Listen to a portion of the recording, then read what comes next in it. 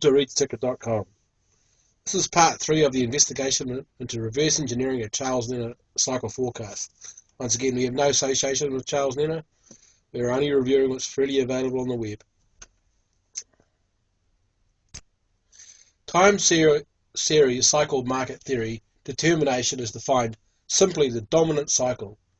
The cycle must be statistically significant, with real-time data bound to the cycle with an acceptable margin of error. Better than a coin toss. What that basically means, you want to see a nice cycle with price action confirming the movement with the cycle. It may not swing and move exactly to the cycle pivot. It may swing 2 or 3 weeks later or whatever. Just sort of saying as there is an acceptable margin of error or when the price action should move with the cycle. Cycles are everywhere. You've seen this chart before. They all got different names by people who discovered them or used them successfully or whatever. A lot of people will know the president cycle, the election cycle, and obviously the seasonals. Other cycles are sell in May, go away, the January effect, the Christmas rally, summer slump, October slump. There are cycles for the simple reason they may or may not occur every year. And quite frankly, with the Federal Reserve QE in action, sell in May and go away have been pretty good lately.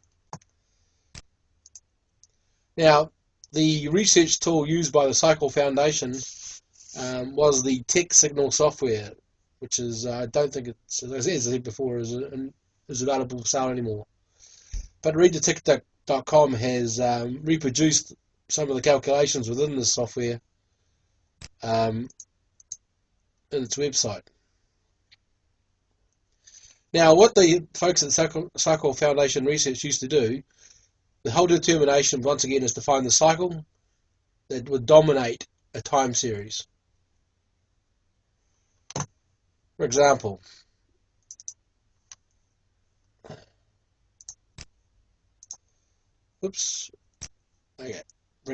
after some years of research, this is quite old data, so I don't know if it's still current.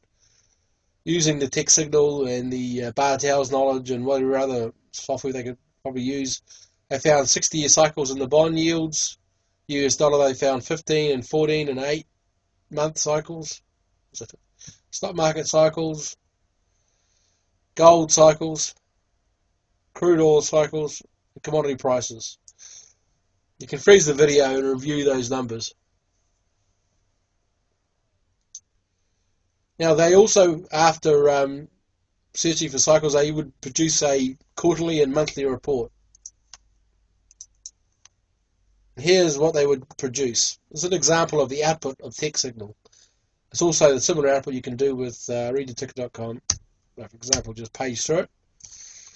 Here we have corporate bond yield with 2 cycles, small and large. Obviously, they would have been tested for dominance and have a low Bartel score with good amplitude. As you can see, the chart below is the 2 signals, or the 2 cycles, added together. Okay, so now we're getting into this is the S&P 500 index.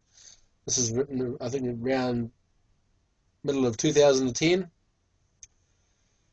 More similar outputs.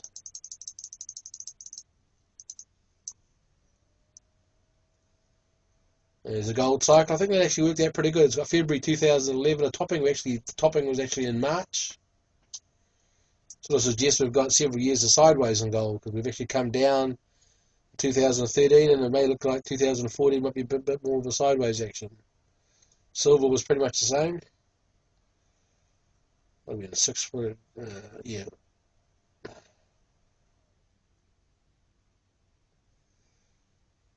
US dollar. This is sort of the output they would produce from the Tech Signal and cycle things to find waves that would work. And these cycles, which aren't pure sine waves, are basically sine waves added together.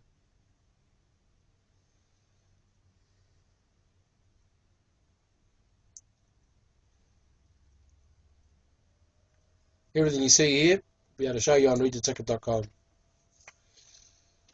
Okay. To the website. For example, here is a summary of our tools. We have price action with for example, a wall type cycle, our sine wave tool, multiple sine waves with different amplitudes. We have our market pulse, and we have our adaptive sine wave.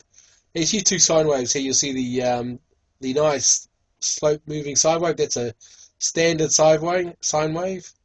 And down below we have an adaptive sine wave. Adaptive sine wave actually is adjusted for price action. So the more price action moves the cycle, the more likely the sine wave will hold its form. When the price action moves away from the cycle, the sine wave, as over on the left-hand side here, it just would sort of lose its action. That means price is not behaving to the sine wave. As it is here, the actual cycle got a bit, the price data actually got a bit weak towards the cycle. Down below here we have an example of a cycle spectrum where we have on this axis the amplitude, which is the fat grey bar, the great bar wave, or whatever you want to call it. And you have the red line, which is just the Bartel score. And there's numbers at the top here are periods. The time frame is ignored for the spectrum. And in the black text you have the data behind it. Now, as I boasted about how the website could do pretty much everything the text signal software could, this is our spectrum cycle finder. You load in your cycle range. Like I said before, you must have a flexible cycle range selection, small to large. You select your multiple. For example, if I select, choose a round number, 100 cycles to scan through, and I select 3, so I'm actually going to use 3 times 100 equals 300. So I'm going to scan for 100 cycles in a data series of 300 data points long. Now, there's plenty of videos and help regard to sort of work out how to use this tool. What we do is we run our cycle. This has actually been run, if you see down here, this has been run for 150 cycles for the SPY. Sample size is 750. Total data set and all data is 5,150 records. We've only used a small data set, so the last 750 records have been used. We see here we've got period numbers up here. Only the period numbers listed with good amplitude. And the red line is the Bartels, and the grey bars are the amplitudes. So the best fitting cycle is a reasonably good amplitude with a very low Bartels. So I would look here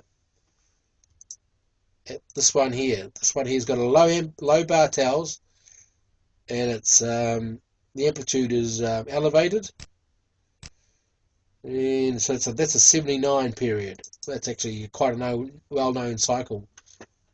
The SP500. So, for example, I know the cycle SP500 is around about 80 and 36, even though it's not behaving well here today, and 20, somewhere in the 20. Here we are. Do a lower data scan, and down below we have for example, we have our cycle periods of 79, a Bartel's value, win-loss ratio and percentages and points, and a win-loss count, win-loss ratio, and our sort of average win if you just follow the cycles blindly. The website all explains that. You can do that, research that.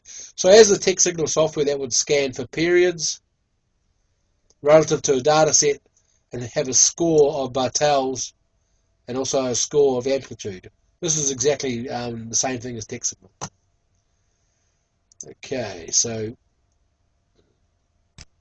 one then again, to draw a sine wave cycle. Oops, where are we? Here we are.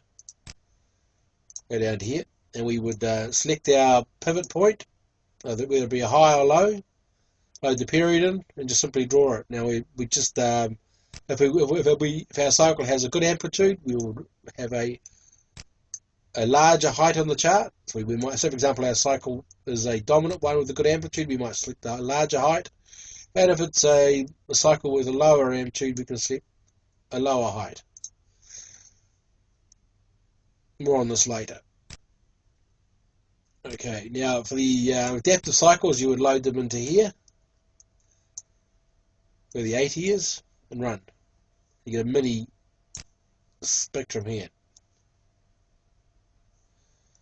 So the tools available to find the dominant cycle in the data series are available in readtheticker.com. The same math has been used with a little bit more flexibility. To learn cycles and sine waves, it's not a 5-minute job. You have to understand the theory, and it can be quite complex. And there is a bit of a give and take in using mathematics and using simple your eyeballs, for example, as I described in a previous video. Whoops.